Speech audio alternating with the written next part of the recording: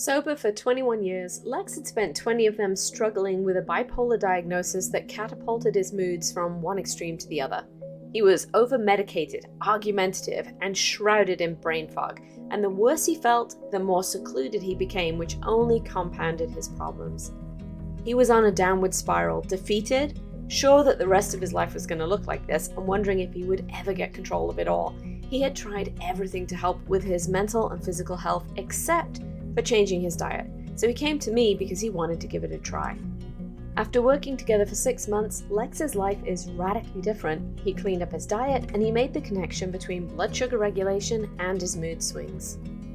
With help from his doctor, he was even able to cut 2/3 of the medication that he had been prescribed to treat those symptoms, and he was experiencing far less depression. He began exercising regularly and resumed his hobby of long-distance cycling. And as an added bonus, he felt more comfortable socializing, noticed that his brain fog cleared up, started reading again, and even found that his acne cleared up. Lex is like a lot of people that I run into. They think the reason they feel the way they do is because something in their brain is broken. This is really personal for me because once upon a time I felt the same way as well. Now, you might be wondering who I am and why I'm even qualified to talk to you about mental health. My name is Jayne Reynolds. I'm board certified in holistic nutrition. I'm a level 2 certified nutrition recovery coach. I'm certified through the Amen Clinics as a brain health professional, and I'm the founder and CEO of Sycamore and Sage Nutrition. I've struggled with my own emotional health. In 2004, I had a nervous breakdown. I was struggling with exhaustion, emotional and physical pain, anxiety, and depression, and the anxiety was debilitating at times. Now, I did all the things that I was told I was supposed to do, right? I went and got counseling, I had a psychiatrist, I took all the meds, and I went to our church and I sought help from them and turned to my faith in depth. But it didn't resolve the issues, and I fell into the trap of believing 3 common myths that everyone believes about mental health. However, on my healing journey, I have discovered the secret sauce for feeling patient, calm, courageous, and connected, and have spent the last 3 years helping other individuals do the same thing by getting to the root of their emotional issues and teaching them to feed their starving brain. And I'm here to help you do the same thing too. So what are the 3 lies that we commonly believe about our mental health? We believe that therapy and drugs are our only options when it comes to supporting our mental health. I know this lie well because it's one I believed for a really long time. In 1997, I started having trouble with anxiety and I didn't understand what was going on with my mind. So I did what you do. I went to see my doctor and he referred me to a psychiatrist who prescribed me an antidepressant and then eventually put me on benzos. But it didn't help the problem, and by 2004, I was having these anxiety attacks 3 and 4 times a day, and they were lasting for up to an hour at a time. I had no idea what was going on, but I lived in this perpetual state of fear. I thought I was crazy, I thought I was a hopeless cause, and I thought my brain was broken, but it turned out I thought wrong. When I started seeing a psychiatrist, no one talked to me about my diet, my gut health, how my hormones were working, or how my thyroid functioned. His job as a psychiatrist was to help manage my medications and mitigate any side effects that I was having from them.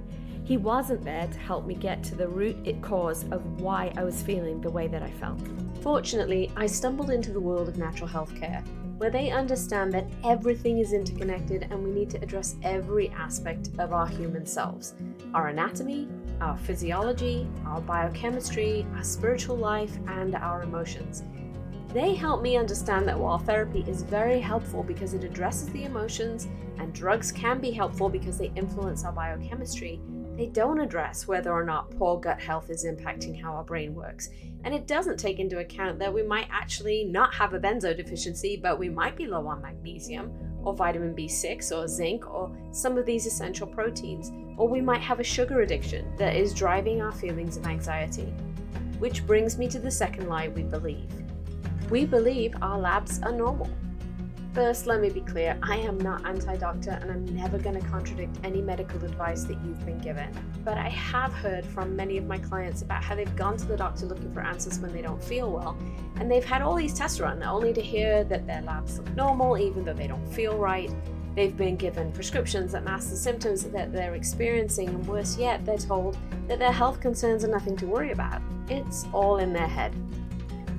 This can happen for a couple of reasons. Either they aren't looking for the right thing, or the lab range is still technically within the normal limit, but only by a point or two. So let's take an example. Say they've been feeling exhausted, depressed, unmotivated, and overweight for years with no obvious cause. So the doctor orders a blood test and looks at their TSH level, which is a thyroid hormone. Now the results come back and it shows this TSH level of 0.52, which is technically within the normal range of 0.5 to 5.0. And the doctor says, well, good news, your thyroid's fine, that's definitely not the issue. Instead of using that as a warning sign to help you prevent disease, normal ranges are used as this absolute marker to diagnose a disease state after your results are out of range.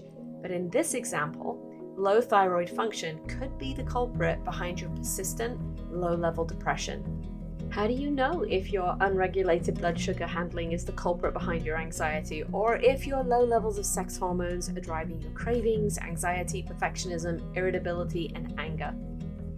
I look at those reference ranges differently. I can evaluate your standard doctor-ordered labs to look for patterns that show me when you might be trending in the wrong direction. And without diagnosing any specific illness, I can see which areas need support and then catch any potential nutritional deficiencies. And then the third lie we believe is that whatever we eat has no impact on our mental health. There is so much misinformation in the world about which foods are clean and healthy and beneficial for your brain, and we are easily influenced by fad diets and diets that work for our friends, but we never stop to ask whether or not a diet actually works for our own personal biochemistry. Food sensitivities are one of the many reasons that diet impacts mental and physical health, and these happen when your body has an immune response to the proteins in your food. They can cause a slew of symptoms from anxiety, depression, and suicidality to migraines and sinus problems, digestive issues, and chronic pain. And once they're activated, they can last for up to 28 days. In 7 years of nutritional coaching, I've witnessed food sensitivities cause multiple problems, many of them depression-related. Gluten was one of my clients' biggest trigger foods, and when she stopped eating it, her anxiety attacks went away and her OCD stopped completely within 1 week. For another client, it was dairy, for another, oats. How on earth do you figure out what your triggers are? The truth is that you need individualized testing to discover your personal nutritional needs. It's imperative for your success. But the biggest lie you're telling yourself is that mental health is all in your head. But it's not. It's a symptom of poor gut health and inadequate nutrition and poor blood flow and our toxic environments and subpar hormones and the physical and mental trauma that we've been through. It's the symptoms of all those things that are going on in your life that you keep ignoring. It's the diet that you're going to start another day. It is the exercise that you maybe are going to start maybe tomorrow. Today, you have a choice. You can live with persistent feelings of melancholy, worry, and overwhelm. Spend a lifetime trying to drown out your emotions with wine, chocolate, and meds. Keep eating foods that trash your physical and mental health. Stick your head in the sand and ignore your growing list of health concerns. Or you can take decisive action and get the results you've been searching for. Know that you are worthy of investing in yourself. You are worthy of transformation. You are worthy of self-confidence. You are worthy of loving yourself. And you are worthy of living your life feeling great inside and out. Recently, Lex said, "If you had told me 8 months ago that my eating choices were affecting my mood, I would have told you were full of it. But in the last 6 months, I figured out that my sugar addiction was the biggest thing driving my highs and lows." Learning about the connection between food and mood has been an educational eye-opener. I've always been high-strung, but now I'm a lot more mellow. Just ask my wife.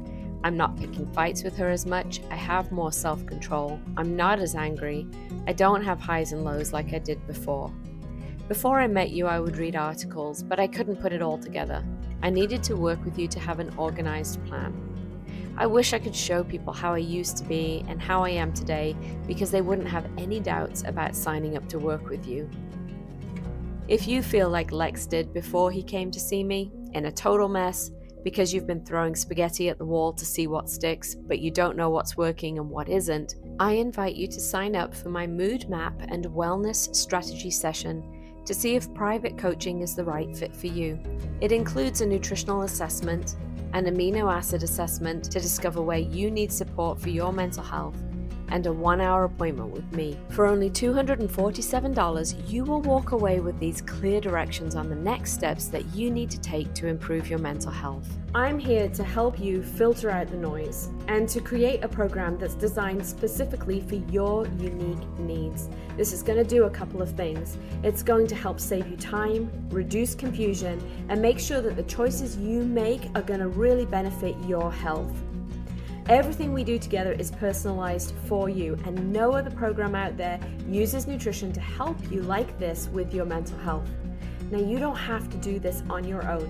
There are 2 ways that you can work with me, either with private coaching or with my group coaching program.